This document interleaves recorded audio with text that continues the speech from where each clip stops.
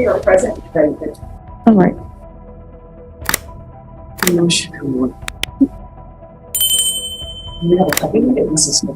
No problem.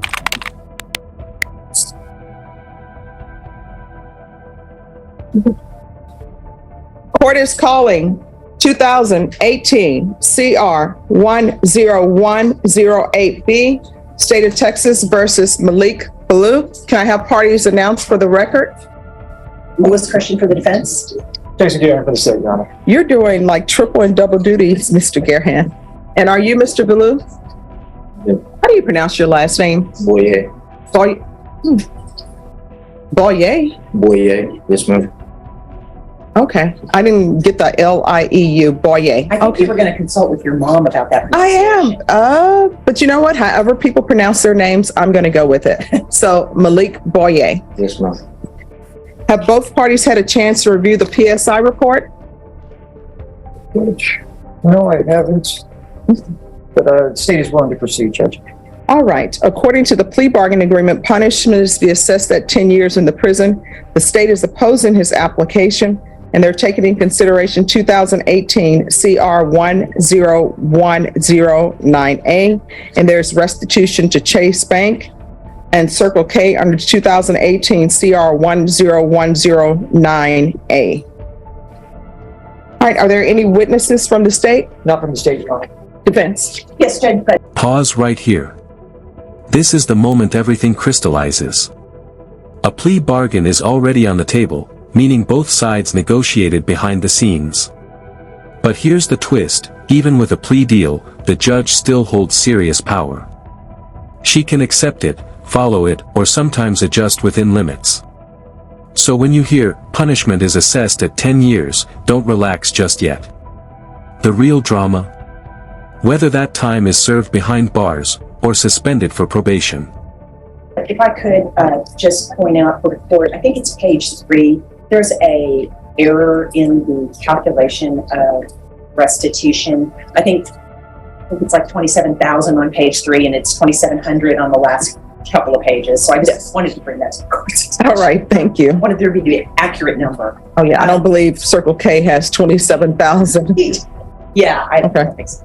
I just wanted to let the court know. Thank you. Judge, we would call Talisa Holmes. Talisa Holmes. This is hers.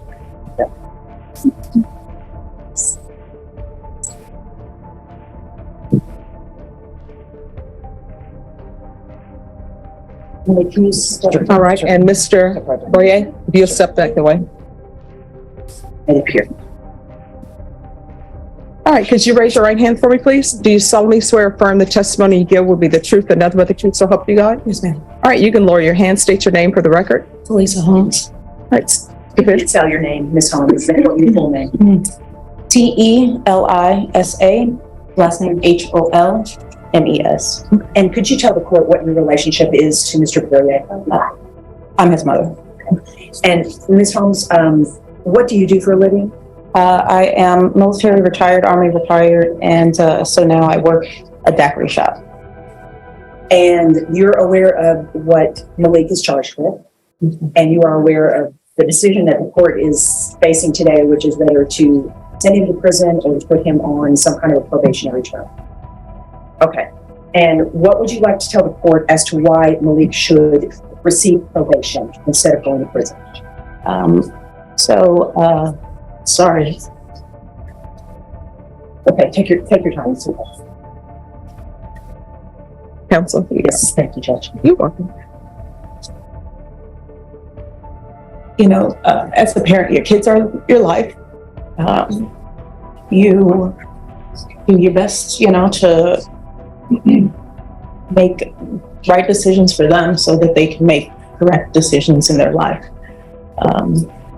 Not saying that they'll always make the correct decision, but I think that what the charges are, I think that was an impulse thing for him. He was in the wrong crowd, and he was young. He's still young, and I don't want his whole life to be in incarceration.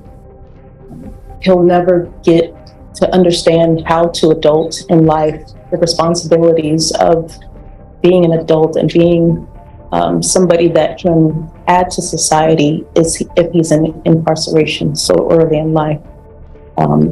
He's not gotten in any trouble again. And I just, I haven't been able to be in contact. And this is where sentencing hearings shift from legal to deeply human.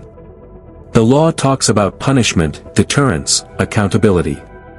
A mother talks about potential, growth, and second chances. Judges have to balance both.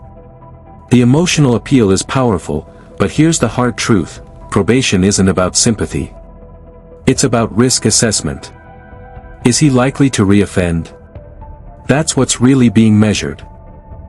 And Ms. Holmes, let me ask you, would he be living with you if he were granted probation? He'd be living with me. Right. And are you available and willing to support him in whatever conditions that the court may assess to his probation? Yes, ma'am. Okay, and then that would include him getting to a probation officer and reporting, getting some outpatient mental health treatment, anything like that. Are you willing to help him get where he needs to go and do what he needs to do? Anything that the judge deems as would be helpful for him to stay out of walls where he can't. Yes. And do you feel like you have sufficient control over him in a situation where, in other words, he would abide by your house rules and do what he needs to do? Yes, ma'am. Okay. Is there anything else that you wanted to let the court know? Just, I can only plead as a parent for behalf of my child for the court to do what's in his best interest. And that would be for him to be with his family. It'll help his morale. It'll help our morale. And, he's got a young one also. He's got a baby that he hasn't met. So, things like that help to redirect any negative behaviors from an individual. You can't say the same thing if we were to be apart for longer. And at the time of this offense, when it occurred, he was 17, is that correct? And he's 21 now. And so he's gotten married and had a child in that time? Yes, ma'am. We'll pass the witness, Judge. State. May I, Your Honor? Yes. Thank you. Ma'am, was your son living with you during this time of this offense back in 2018? That specific time frame, no, sir. He wasn't? No, sir. And he was only 17 years old? No, sir. Why was he not living with you? Because just like any child, he wanted to live independently. Okay, so independently he went out and committed the robbery. Is that correct? I think that, no. And then when and are you aware that he went to Bell County and was arrested there for 3 different charges in 2022? I have not been in contact, so no, I was not aware. So you haven't been in contact with your son in 2022? 3 years. How many? Years. 3, 4 years. So if he is given either deferred or probation, is he going to live with you? He's going to live with me. Oof. That's a surgical line from the prosecutor. Notice what just happened. The defense framed independence as maturity. The state flipped it into accountability. That's courtroom chess. One word, independently, now carries a completely different weight. And this is exactly why cross-examination can quietly dismantle emotional testimony without ever raising its voice. Yes, sir. But you haven't been in contact with them for how many years? 3 years. Okay, thank you. No further questions. We have nothing further. I have a question. Yes, ma'am. When you say that you haven't had contact with him for 3 years, is that you all have not talked on the phone? There have been no letters written. You haven't seen him for 3 years? So I've been writing while he's been incarcerated here. I haven't gotten anything back. But I mean, has he been incarcerated for 3 years? Judge, No, there has been a lag when he was charged with this offense, not in custody, and I believe there's a farm forfeiture on file, and then he was rearrested. All right, so I'm trying to figure out, why have you not had any contact with him? I don't think that So I was going through my own military, issues and things, and I don't think that my son wanted me to be more involved in what he had to go through. No, I'm not talking about the jail instance. I'm not talking about him being charged with this. I'm just talking in general. So is there a reason you haven't had any contact with him? No, All right, just a moment. So the line that's here, there's an inmate right there. So I'm sorry, but you all are going to have to wait because it makes it easier for the deputy. Yes. Yeah, I can't say for, 100% why, but we just haven't been in contact because I also had my own pending felony type of thing going on at the time. All right, what pending felony type of thing? So I had a hindering apprehension a long time ago, like 2019. I'm sorry, had what? 2019, hindering apprehension. Okay. And where's his father? Never was in the picture. Okay, all right, thank you. Any other questions? No, ma'am. State any other questions? No, nothing. All right, thank you so much for coming in. Thank you, ma'am. You're welcome. Judge, we would call Antoinette Hollister. All right. Antoinette, do you want to? If you don't want to, it's okay. All right, counsel, if you want to let me know what she would say if there's no objection from the state. Yeah, so Antoinette is the younger sister of Mr. Boyet, and she actually cut short her vacation plans in California to come back and be supportive of her brother. She's also living in a home. He is a high school graduate. She's working. She would have testified that she would be supporting him along with mom, making sure he makes all his appointments and does whatever he needs to do, giving him the family support and assistance he needs, not only in meeting his probation obligations, but with his new baby as well. All right, thank you. All right, if you all will wait till we finish the hearing to approach, that would be greatly appreciated. All right, any other witnesses? We'll call Mr. Boyle. All right, can you raise your right hand for me? Do you solemnly swear or affirm the testimony you give will be the truth and nothing but the truth, so help you God? All right, you can lower your hand. You're going to need to speak up so the court reporter can hear. State your name for the record. Malik Boyet. And you need to keep it that loud, Malik, okay? So, Malik, you understand that the judge is facing a decision as to whether to put you on probation or send you to prison. You understand that, right? Correct. Okay. And tell the court, if you would please, why you believe you deserve to be on probation. Not that it's any excuse at all, but at the time of the crime, I was a 17-year-old knucklehead and drug addict. These past few years, I've grown to fix my bad habits, and I also haven't caught any new outstanding charges. I also don't have any prior outstanding criminal history. I just really need a second chance at life. I just had my first child, who will be 9 months this month, and I want an opportunity to be there for him and my fiance. So if you could find it in your heart to grant me probation, I can promise you 100% that you won't see me again. I just need an opportunity to prove myself. And Malik, you had some mental health issues, correct? Yes, ma'am. Okay. And when you and I were going over the PSI, I told you that the probation department, that if you were granted probation, they were recommending some outpatient treatment, correct? Yes, ma'am. Are you telling this court that you'll be willing to completely commit yourself to whatever recommendations through the probation department or whatever conditions that the judge wants to assess, you're willing to do whatever it takes to complete this probation successfully? Most definitely. Okay, and can you tell the court why you haven't been in contact with your mom? Because the court was asking that question. I didn't want to bring my mother into more of being in the way, especially if there was any possibility of her getting any criminal charges brought up against her to mess up further what I had already done between going on with my little sister and things like that. And Malik, are you willing to abide by your mom's rules of the house? So whenever she says you have to be home, you have to be home? Yes, ma'am. Okay, are you willing to go and get a job? Of course. What kind of job do you think you could get? I already have 2 jobs lined up, actually. One is a lawn service and another is a forklift driver through the Christian Ministries. And how did you get those job opportunities? I went to a prayer call and I was handed a slip, and another one is from one that I already had previously. And have you received any medication or medical assistance while you've been incarcerated? No, I refuse. Okay, so you're not taking any medications, right? Okay. Do you feel you need any medications? I've been prescribed and things like that, but I was self-medicating and things like that. So. And so if the court grants you probation and you're given this opportunity and the MIC unit supervises you and they get you assessed and they say that you need to be on medication, are you going to take it like you're supposed to? Of course. Okay. Are you going to self-medicate on the side or anything like that? No. Are those days behind you?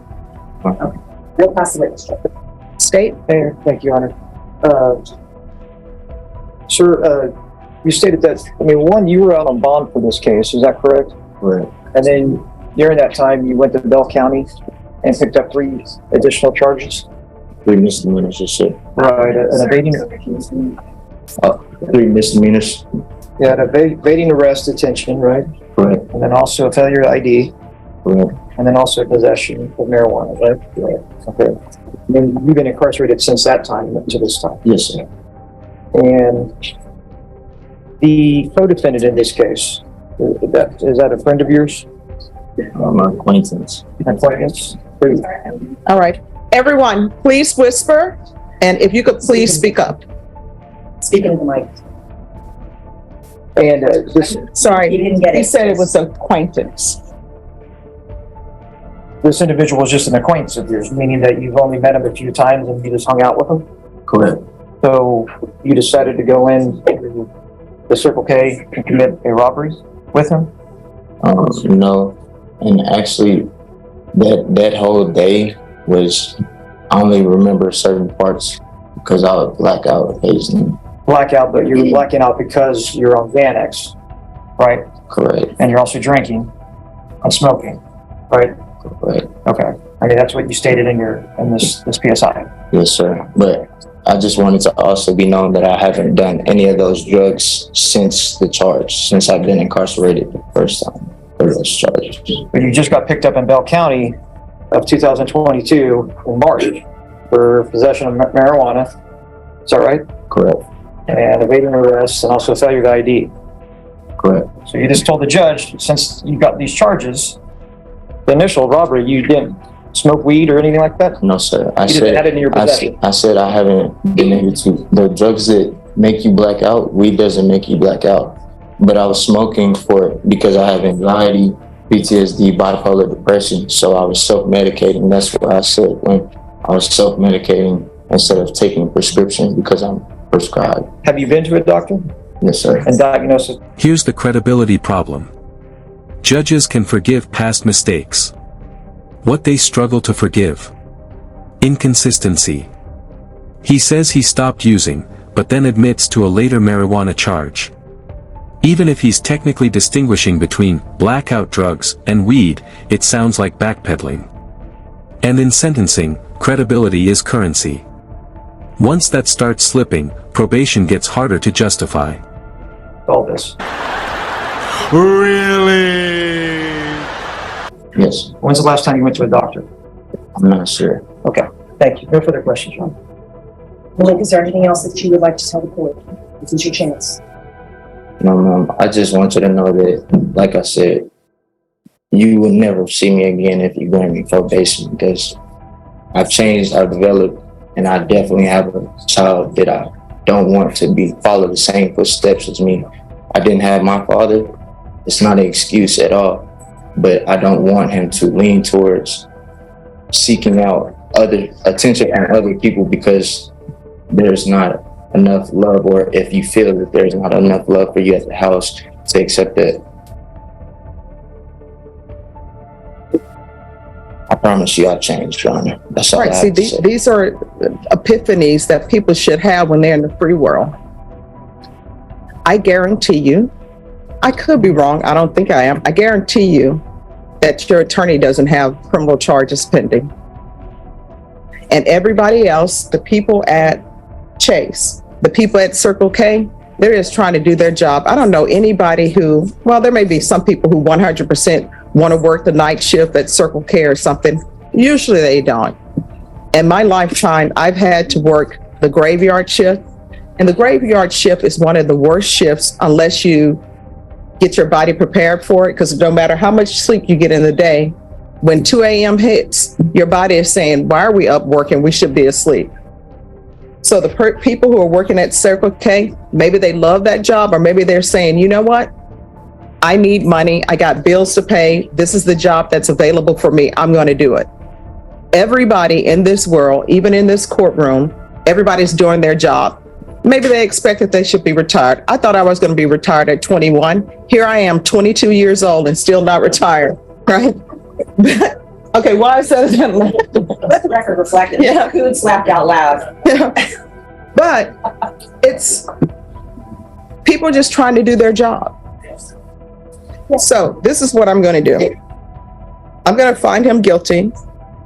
I'm going to sentence him to 5 years in the prison. I'll retain jurisdiction, give him credit for any time served, take in consideration 2018 CR 10109A. There's to be restitution to Chase Bank of $2,701. I didn't have in the PSI report a restitution for Circle K. That's correct, Your Honor. I believe it. Listen closely. When a judge starts explaining night shifts and personal life lessons, that's not filler, that's judicial philosophy. She's reframing the crime around the victims. The Circle K workers. The everyday people just trying to survive. That's intentional. It signals she's leaning toward accountability over leniency. And when a judge says, so this is what I'm going to do, the room already knows. It's the bank is the portion. It's the only. that covers that. Okay. Correct. And you are severally liable with Ramon, Raymone Salinas. I'll ask for the therapeutic community, whether or not you are available for it. I can't force them to place you in it, but if you request it, they may place you in it. If you don't request it, they will not replace you in it. Do you understand? Showing you what's entitled Trial Court Certification of Defendant's Rights to Appeal. Did you review that with your attorney? Did you understand it, and did you sign it? Yes, ma'am. All right, because this is a plea bargain agreement, because I followed your plea bargain agreement, and because you waived your right to appeal, because this is a felony conviction, you're not allowed to own or possess any weapons or ammunition. If you have a question over what a weapon or ammunition is, you'll need to speak to an attorney. Do you understand? All right, we can go off the record. Here's the thing. Your attorney will explain what I meant when I said I will retain jurisdiction. The other thing, you are young. Sometimes people think things happen and it's the end of their life, the end of the world. It is not. You still can pick yourself up and do better. Everything that you told me, I listened to. Everything that your mom said and the proffer from your attorney that your sister said, I listened to. And I think every attorney will tell you that I do take in consideration some of the life choices that you may not be in control of when I sentence people. Because sometimes you get the parents you get. Your parents come with issues. Like right now, your child has a parent who's going to come with him with issues. And no children are allowed, at least I don't know of any children who are allowed to look down and say, well, I want these two parents. You just get the parents you get. But regardless of what happens in your life, at some point, you're responsible for your own actions. It's nobody's fault but your own. When people come to me and they say they're running with the wrong crowd, if that other person were in front of me, they'd say they're running with the wrong crowd, and I'll ask who it is and they'll say it's you. So